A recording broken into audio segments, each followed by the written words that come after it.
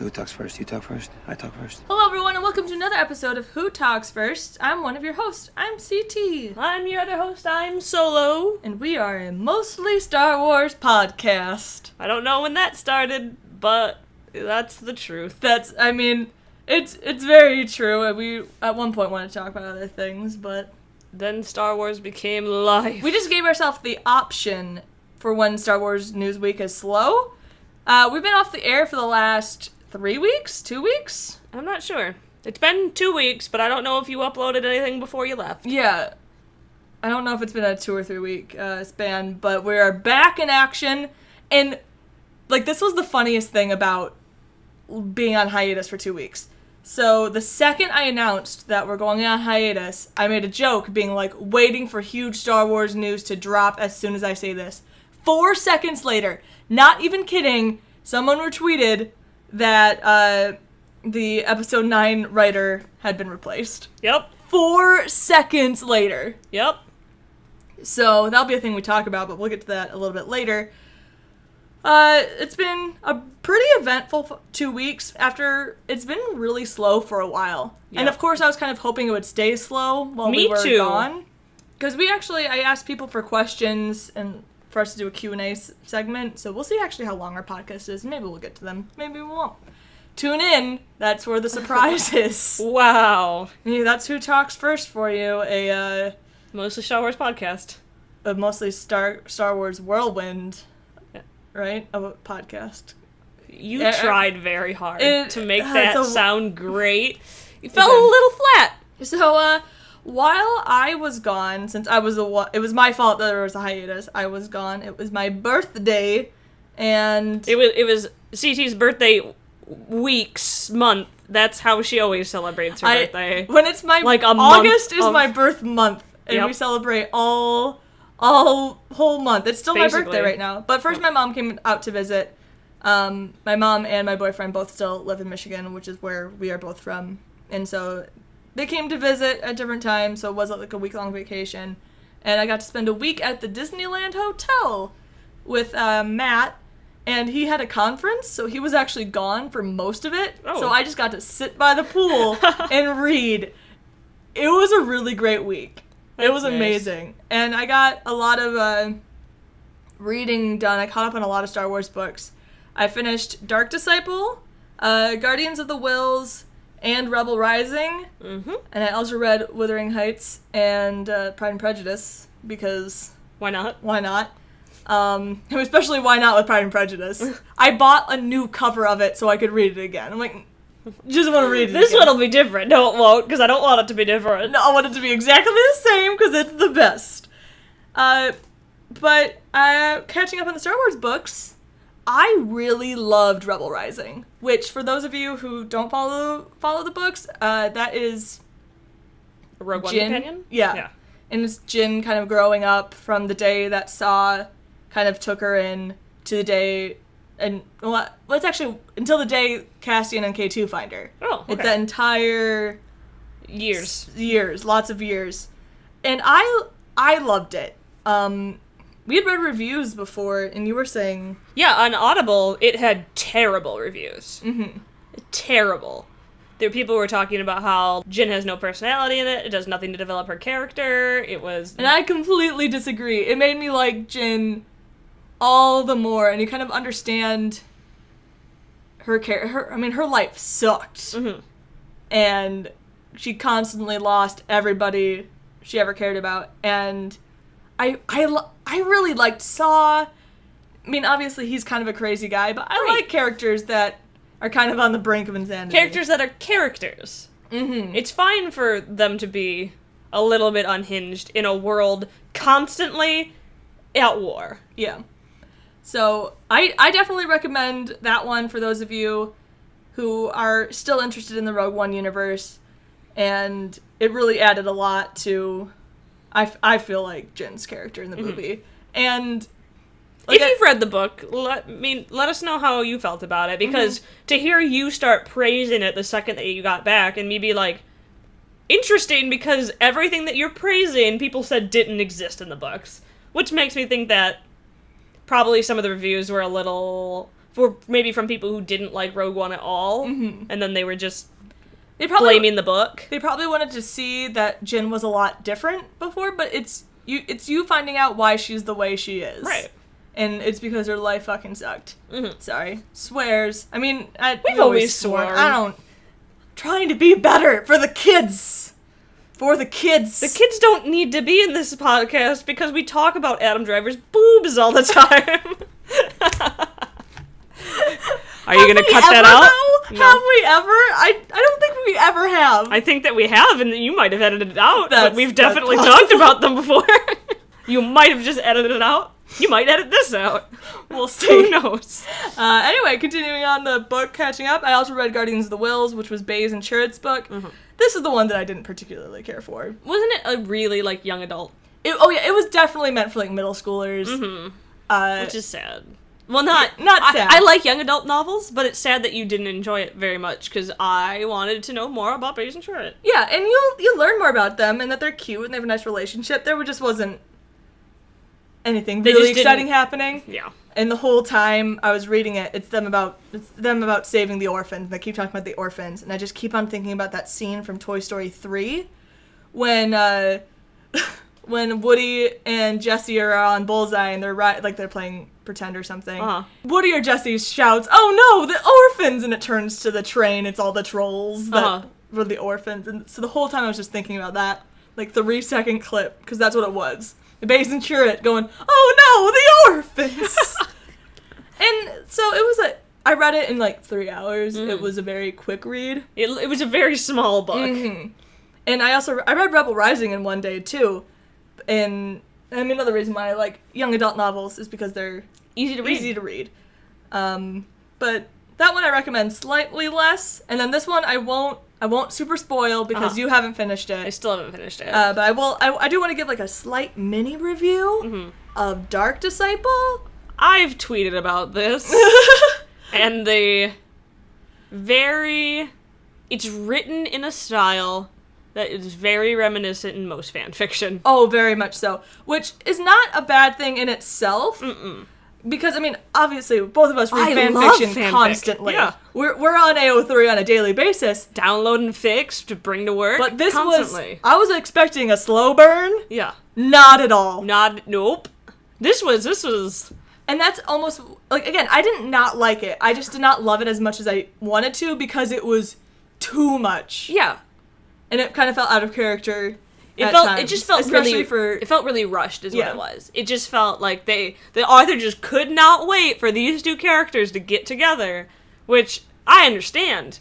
But while that's what I want, don't give that to me. I like slow burns. I'm like, I want to feel this. You want by the end of it to like be like, oh, finally. Yeah, you want that. You're like, thank freaking God. When they get together, you want to have that oh finally moment. Yeah. Hence why big fan of Jane Austen. She's the queen of the slow burn.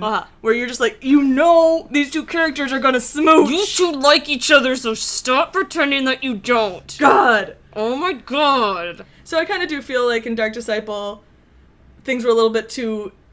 This is maybe a slight spoiler, but in the very beginning, Obi-Wan's like, don't be afraid to flirt with her, and Quinlan's like, I'm a Jedi, we don't do that, man. And Obi-Wan's like, you've never flirted with anyone on a mission before? That's really weird. And Quinlan's like, I'm not gonna do that. And then he meets Ventress, and he's like, shit, I'm gonna put it in. I really want her to let me put it in. She's like, alright, big guy, go ahead. What? What? This whole thing is gonna just be violent screaming. I'm just looking at the playback, but you know what? We'll keep it in. Yep. But yeah, it was actually written by Christy Golden, who is writing the Phasma book right now, and Katie Lucas, who is George Lucas's daughter. And Katie Lucas actually has a little bit at the end, like a note from Katie Lucas that made me cry. Aww. It was like kind of like her talking about growing up with Star Wars and talking about her dad, and I was like, and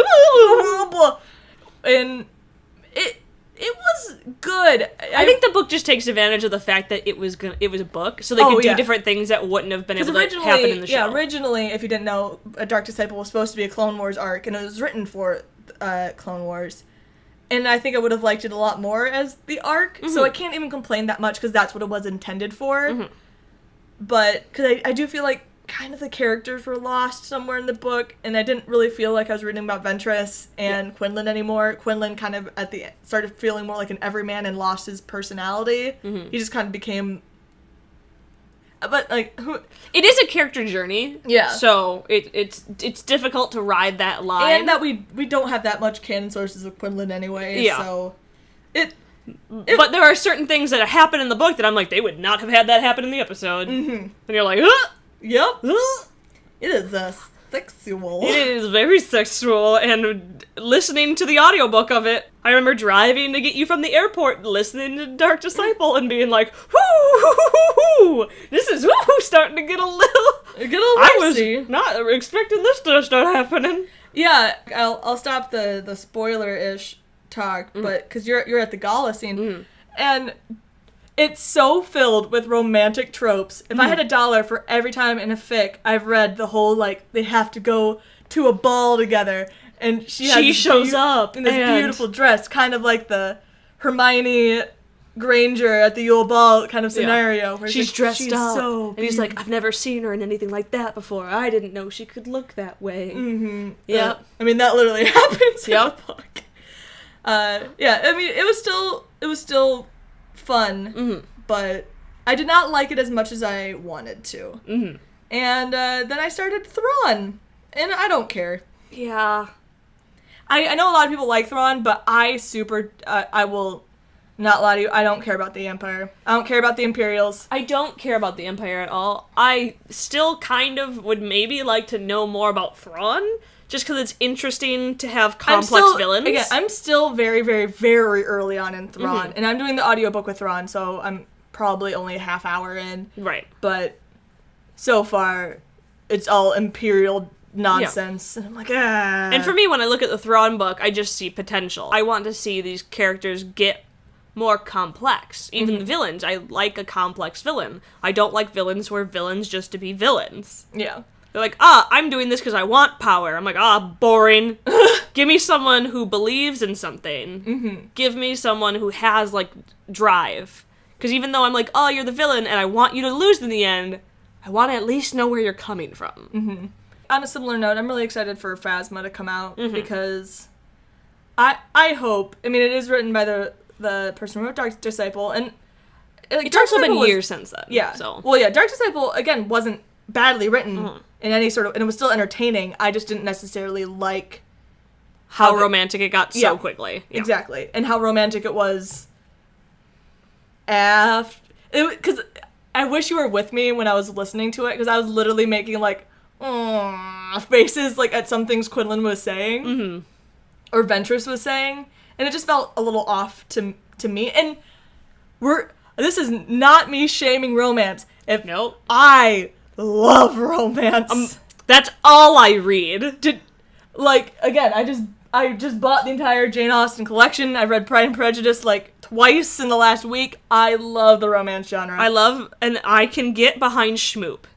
I can 100% get behind schmoop. Yeah. But there's ways to do it. And then there's a bunch of stuff that happens afterward that I won't spoil for you, and hopefully when you finish, we'll talk about it some more, because, I mean, it's really interesting with how the story plays out. But anyway, so Phasma comes out soon. Looking forward to that, and so Leia is the one I'm really looking forward to. Yes. Because Claudia Gray wrote that, and she so far has been my favorite Star Wars author. I hope she gets to write the novelization for Episode 9. That's what I want. That'd be cute. For reasons. And, speaking of Episode 9... Especially if she's been writing a Leia book for so long, it would be nice to see her write a book dealing with Leia's son. Yeah. I think she could write them all really well. But speaking of Episode 9, the writer, who at one point was the director, Colin Trevorrow, and his writing partner, whose name I forgot, sorry, writing partner, was replaced by Jack Thorne, who is a very well-renowned writer for British TV, but we're American, so we... So the only thing that I know that he's done... is Cursed Child. Which, let's talk about more... garbage. Let's talk about garbage. strong opinions on Cursed Child. Because the problem that we had with Dark Disciple was things feeling a little bit out of character, and Cursed Child is so out of character. So many of those characters are so out of character, it makes me so mad. And, I mean, that's why I just kind of found it an interesting choice, because Cursed Child is really... He's working on his Dark Materials right now for BBC. And if those of you are, like, not from America or in the UK, we don't get your television. No. It's very hard for us to find BBC stuff. Even through torrents, it's really hard to get it. Like, we get Doctor Who, we get Doctor Who, we get Sherlock. And Sherlock. But that's really all I can think of. Oh, and Downton Abbey. Yes. But other than that, I feel really bad. Like, in the few times I've been over to the UK, people talk to me about, like, their shows, like, their big shows that they have. I think one of them is, like, Father Tom. If you're from the UK, know what show I'm talking about, which is apparently a huge show over in, I think, Ireland, or maybe, I don't really know. Somewhere. And they're like, wait, you guys don't get that? I'm like, we don't get any... We know that most of, like, the American stuff goes both ways, but we don't get anything from other countries. Even when you try to get it legally, and, like, trying to buy them off, like, Amazon Prime or something like that, a lot of times it's just not available. Why? So... We both speak English! You don't have to do anything! You don't have to give me subtitles! So when it comes to Jack Thorne's other work, which I've seen it very widely praised... We don't know We've never had the opportunity to really see it unless we're going hunting for it. But I will say because I really only can have Cursed Child to think about, and Cursed Child is the only thing that he's written, at least as far as I'm aware of, that's continuing someone else's story. Yes. Which is what he's doing in episode 9. Mm-hmm. And he didn't do a good job at it. I'm sorry.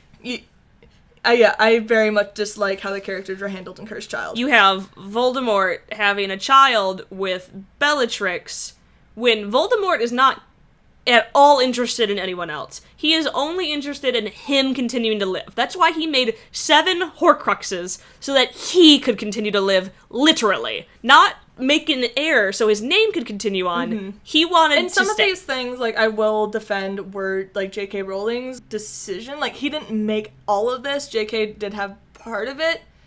But either way, just even how Harry was written, Hermione didn't know certain things, and how Ginny didn't defend her kids, and how Minerva's gonna kowtow to Harry Potter. Like, there's a lot of things wrong with these characters, and I know people do tend to change when they age, but when you give us an epilogue, literally an epilogue, right before the kids go to school, where Albus is like, I'm really afraid, I'm gonna be a Slytherin, and Harry kneels down, and he's like, don't worry, it's not a big deal. I knew a lot of Slytherins, and you're named after one of them. You're named after one of them, and we'll still love you no matter what. And then turn around and in Cursed Child, he berates Albus for becoming a Slytherin and befriending Malfoy's son when Harry and Malfoy were cool with each other. Yeah, they had a fine respect of each other.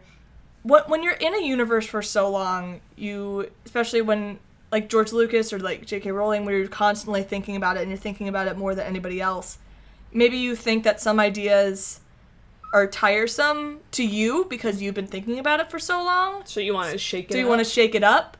But other people, I don't know. Or maybe maybe Harry slowly started to change in her mind because he's there every day. Mm-hmm. Because I know with my original characters, and I haven't even written them into books, sometimes their opinions on things will change out of nowhere. I'll just be like showering. Yeah, especially because like maybe you just want to be like, you're like, I've thought about this scenario a lot. Mm-hmm. Maybe I'll change it to like this scenario. Yes.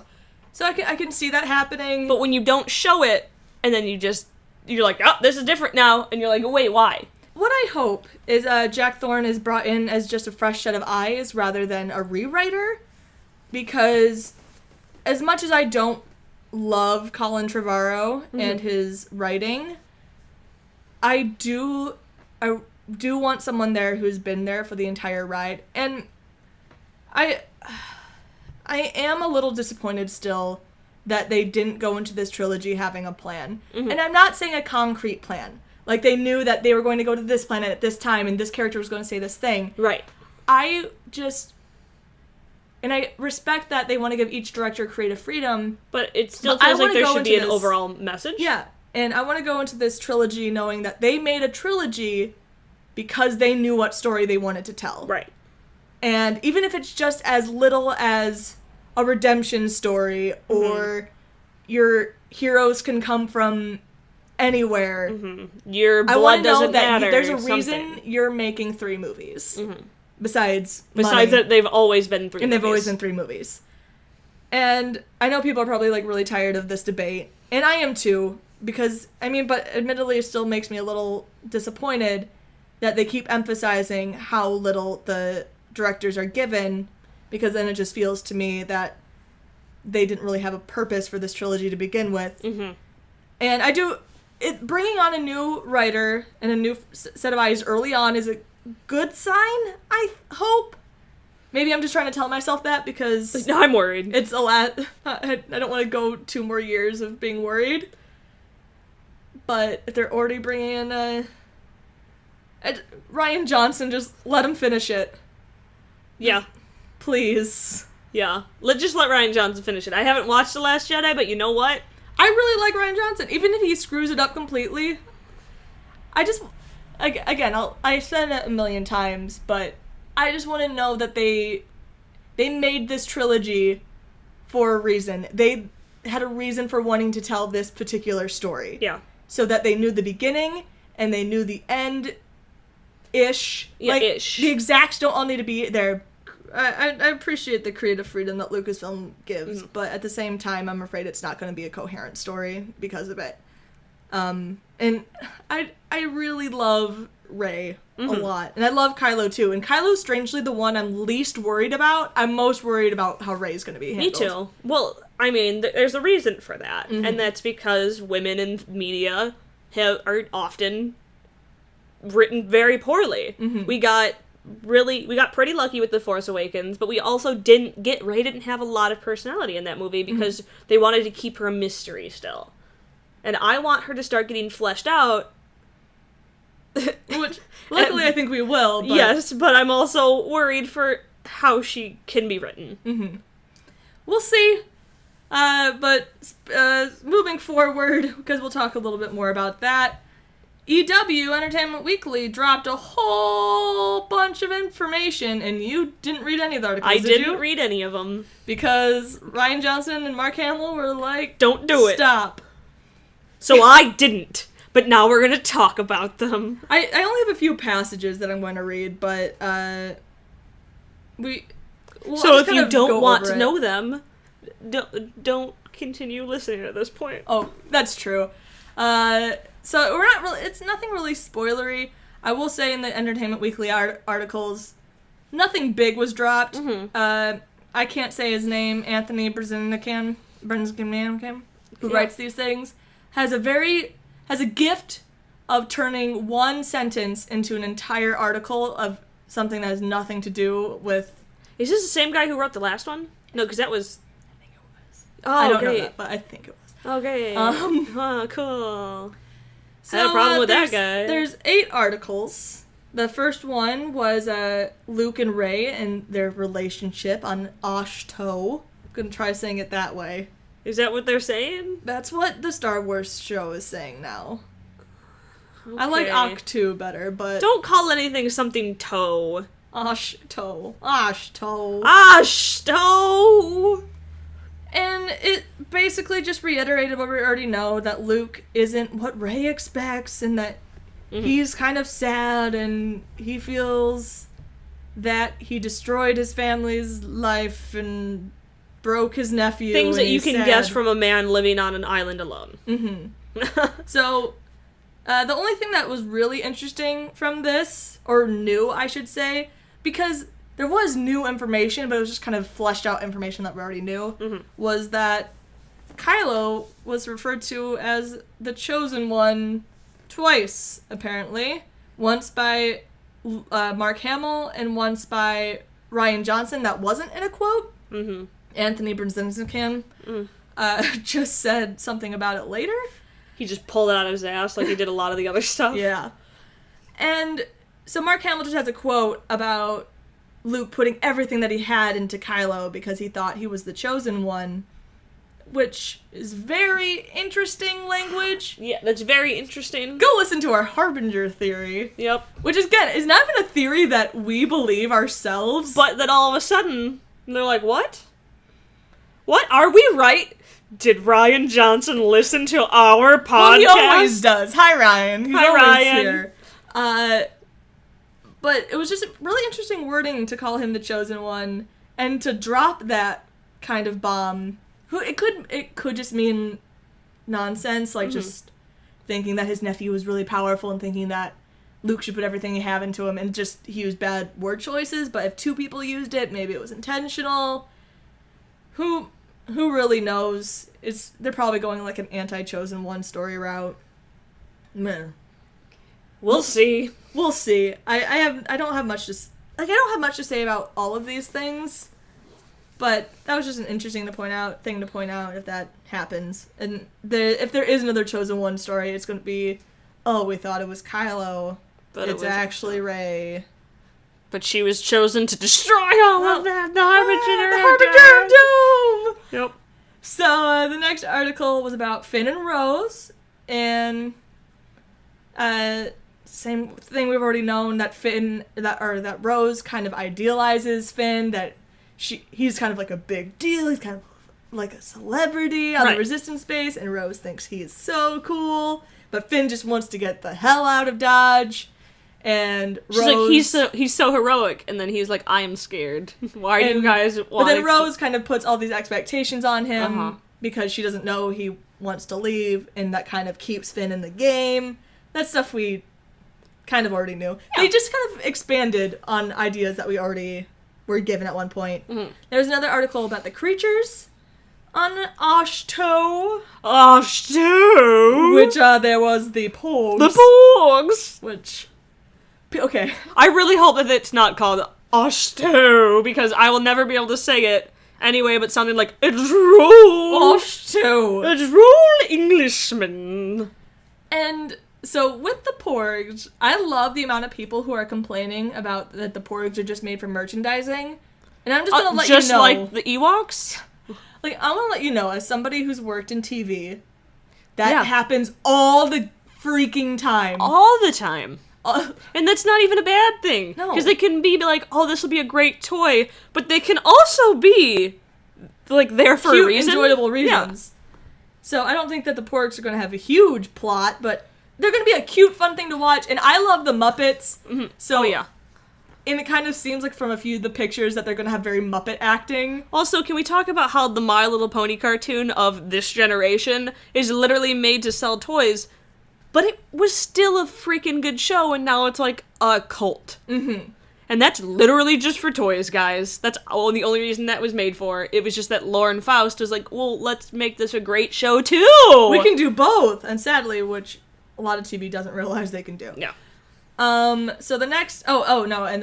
there's also the Amphibinons. Have you seen them? No. There's nuns on the island. They're actual nuns? They are like... frog nuns? Frog nuns. No! Yep. Luke, no! Yep, and they don't want them there. So it's a race of all women, like nuns that are protecting the island, and they just don't want Luke there. Get off our stair already! And he's like, no! I don't want to go. I think Me and the Porgs are that they don't staying here. speak English, is that they just kind of... just I wonder how much they'll show up. Mm. It's interesting that he's not the only one there. Especially because it seemed like such a small island. Yeah. I won't say how I feel about that until I see it, because right now I'm a little hesitant of there being other really sentient beings there. Or I shouldn't say sentient, but what's the word that I'm thinking of? No, sentient's right. Like, capable of thought. But, like, I'm okay with the Porgs. But Porgs aren't, like, okay. But they're technically sentient. Are they? Yeah, because they can think on their own and do their, like, have their own actions. Well, okay. But can they think about their own actions, and can they feel bad about their actions? Who knows, but you guys know what I'm trying to say. I'm a little hesitant of having basically other humans, not humans. Humanoids. Even. There, of him having company. It could be fine. Creatures capable of rational thought. Yeah, there we go. So, I mean, I don't say I think bad things about it, but right now you're just kind of going to expecting that he was like a hermit and just made friends with the animals. And now that there's going to be other creatures there, it'll be interesting. At least they're ones that don't want him there. Shoo, get out. So he's not able to like converse and have parties with them. No, they just have parties in the huts. They just have ragers. Luke's not invited. All the amphibidons do it. Oh my god, I can't believe they're called amphibidons. They're not. Okay, they're not. That's just a fandom people... name. Okay, yeah. Thank God, because I was like, Jesus Christ, that's bad. No, that is a fandom name. Okay, thank God. All right, moving on. So the next article was about good old Snoke. Hi, Snoke. And basically, Him being a people. He looks like a people. And the whole article was basically Rian Johnson just saying, we won't learn more about Snoke than is necessary for the story. Mm-hmm. Which, I mean, at this point it's pretty clear that Snoke isn't anyone that we know. Yeah. He's just a new character. Which is good. So we can just throw all Snoke theories aside because he's a newbie. Yep. Like Rey probably is as well. Mm-hmm. The next article was out Carrie Fisher, which basically was just a reiteration of all the articles we've had about her passing, and talking about how there's going to be some good moments for her, and that they're glad they were able to film some of these moments with Carrie and Leia, and then this is kind of her sign-off in the franchise, but we'll see how they handle all of that, but that's to worry about later. Yep. Next article was about Benicio del Toro. Alrighty. Who plays DJ, that slacker. Not slacker, slicer. There you go. That was slicer and hacker in one. Good job. A slacker. So, in The Last Jedi, and, basically, like, a lot of these articles are things that we've already heard. Or what we assumed, that this character doesn't play for the Resistance or the First Order. He plays for the team that can give him the most money. He's out for number one. Himself. And that's probably going to be a theme of this movie, where not everyone has taken sides, and a lot of people are just kind of doing what's best for them. Right. So, yeah. I think both Rose and Finn, I can say their actors' names, Kelly Marie Tran and John Boyega, said stuff about Benicio's character, but it's all the same stuff. Yeah. It's like, who's he gonna play for? You never know, which probably means he's gonna betray them in the end. Yeah, probably. The next article was the one that had everybody, like, shaking, because everyone was afraid it was gonna cause so much discourse. Yeah. Rey's parents. Uh-huh. And I do have, like, a little quote that I pulled from the article and talking about why Rey's parents are important or not important. Mm-hmm. So this is from Rian Johnson. To me, it's important insofar it's important to her, Johnson says, and I think it's important to her in terms of what her place is in all of this. What's going to define her in this story? She was told in the last movie that the answer's not in the past, it's looking forward, but she's showing up in this island talking to this hero from the past. So, a lot of the article kind of just pushed the idea that it doesn't matter. That it doesn't matter, and Daisy actually at one point said that it doesn't change her character, which to me means that she's not a Skywalker. Or a Solo. Solo's been dead for... Daisy came out and flat out said, oh, she's not a Solo. That was pretty obvious. Yeah. And people are still grasping at straws. They're still so desperate for her to be a Solo. Mm-hmm. And... yeah, because I really do feel like if she found out Luke was her father, that would change her. Oh, absolutely. And if it didn't, I would be kind of mad, because that's finding her out father. That side of information, that she is with the man that who is her abandoned father. her father, who left her on this planet, or didn't come for her, that would change you. Yeah. And so I think... just a little bit. A way that you go about that story where really actually doesn't change what you want is her learning to let go of the past. And also, like... she says herself, Luke Skywalker, I thought he was a myth. If she were to find out that that man was real and her father, yeah, that would change her a little bit. Mm-hmm. Yeah, so If she were to find out that Obi-Wan was her grandfather, she would be like, I don't know who that guy is. The parents don't matter, but... But grandparents, just saying, she'd be like, I don't know who that man is. I've so never funny heard that name before in my because life. Anthony Brzezinski is a big proprietor of the Kenobi theory. Is he? He is. And he kind of, like, dropped his own theory in the article. And I mean, my hopes are low for Rey Kenobi. That's just what I want. They're low, but Mm-hmm. And the last article was about the dark side, which we finally get to hear about Kylo. But guess what didn't talk about Kylo at all? What? Guess who didn't talk about Kylo? Luke. No, Adam Driver. Kylo. Oh. Kylo. Oh, was he interviewed? No, he wasn't. Oh, okay. Well, there you go. The whole thing. Oh, well, But if you're writing an article about Kylo, you think they would try to get Adam to talk about it? Adam was probably like, no. Probably. He's really against... Was Daisy interviewed in here, too? Yeah. Oh, okay. Daisy was interviewed, John, everyone was. Except for Adam. Adam, just leave me alone. Adam was like, no, it's because he's too busy method acting. They're like, the shoot's over. He's like, oh, no, I'm still Kylo. I'm still Kylo. Don't talk to me. But this was probably my favorite article. I won't lie. Well, of course it is. Because it said some nice things.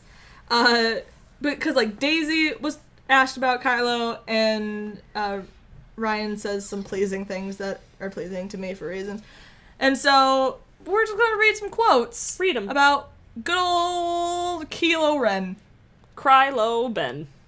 He's definitely been knocked off base, says The Last Jedi writer-director Rian Johnson. The defeat that he had at the end of The Force Awakens, but even bigger than that, his huge defining act, which, spoiler alert, is the murder of his father. That's the more interesting thing to dive into. How has he dealt with that in his head? Where is he in terms of that act, and what does that mean for him? Good old sad boy Kylo Ren is thinking about his actions. Mm-hmm. What? You mean he wasn't totally confident in his actions to kill his father? And is no, maybe it was questioning so hard to himself? tell in the film because it really seemed like Kylo felt really good about everything that he did. Yes, that's the movie I saw. And all the writings and script and director commentary really pushed that idea that he was not at all conflicted. I've never seen Kylo conflicted once in those movies.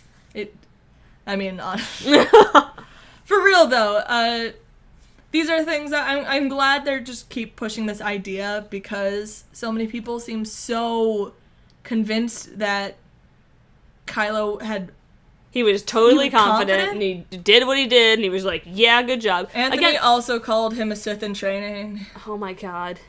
But we'll get past it. We'll be strong. We won't be those nerds. I'll be that nerd. If these people watched a Star Wars movie more than once. Mm-hmm. And for the first time, they're acknowledging Rey and Kylo's dynamic, which is great for me because I find them very interesting. And Rian Johnson said something along the lines that Kylo and Rey are two halves of the dark and the light, which is just like a yin and yang kind of thing. The whole space panda, or space bear, which was a panda, which was yeah. But wait, wasn't?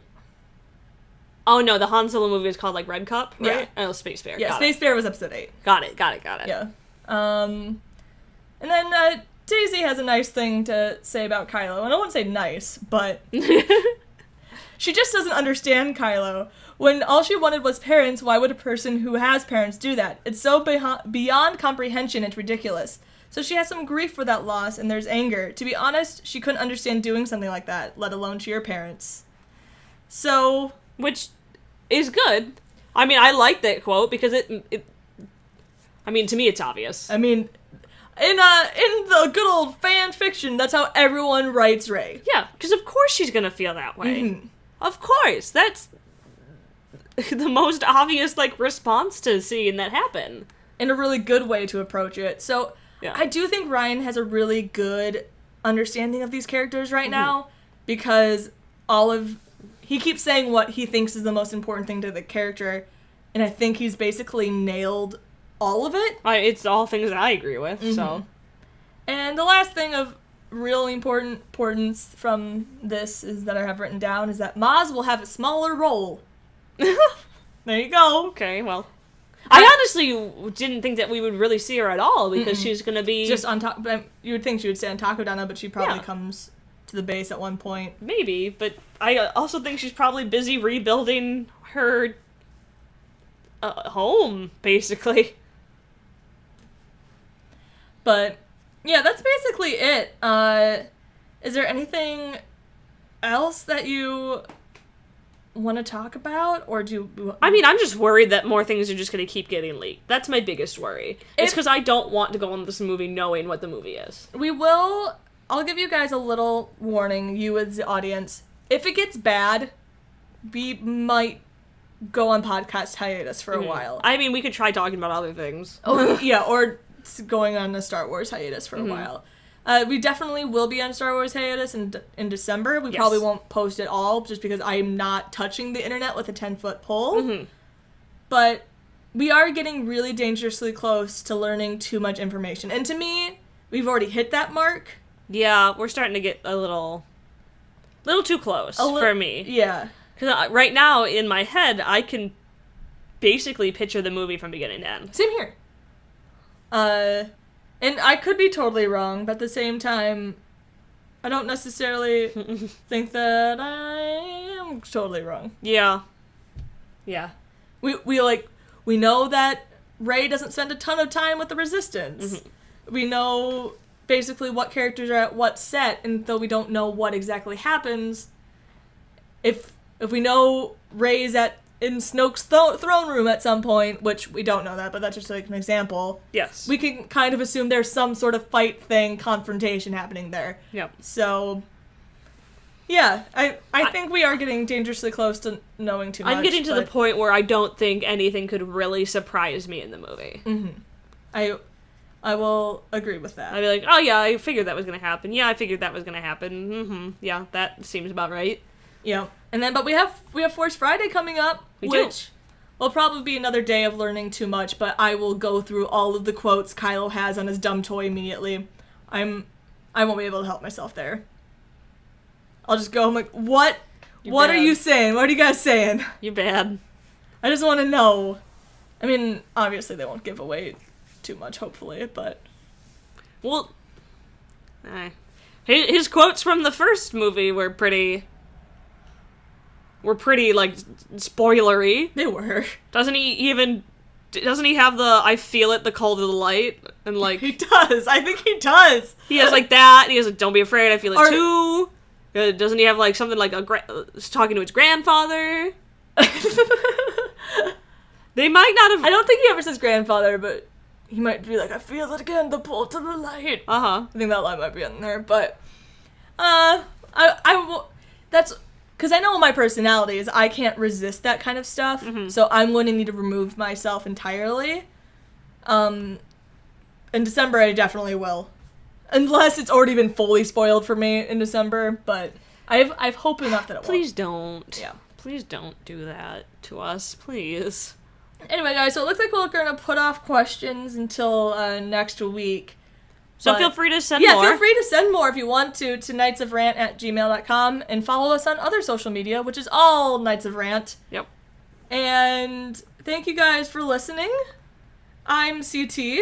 I'm Solo. And we'll see you guys next week. Bye.